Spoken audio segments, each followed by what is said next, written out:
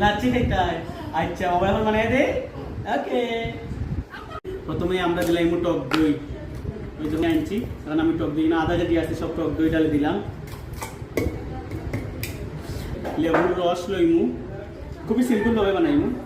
লেবুর রস লইমু,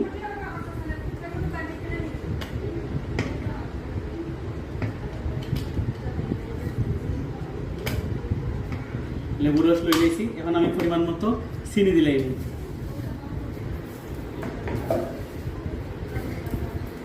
আর এখানের মধ্যে আছে বন্ধুরা দেখুকা বিট লবণ আছে, আর হচ্ছে সামান্য পরিমাণ সাদা লবণ, আমি দুইটা দিলাম। আমি আর অন্য কিছু দিতাম না, খুবই নর্মাল সিম্পলভাবে আমি বানাইমু। আর এখন আমি দিব একটা আইস কিউব দিলাম, আর ঠান্ডা জল। এখন আমি গুটনি দিয়া, অনেকে ওই হ্যান্ড উইক্স দিয়া করে, আমি হ্যান্ড উইক্স দিয়ে করতাম। আমার গুটনি দিয়ে ঘুরতে খুব ভালো লাগে, আমি ওটা দিয়ে করতে। তোরা আমার লাচ্ছি বানানি শেষ, এখন আমি আমার ফুয়ারে ফুরিয়ে দিব, এখন তারা খাইব। স্বাদ হইছি নি বাবা, স্বাদ হইছি নি?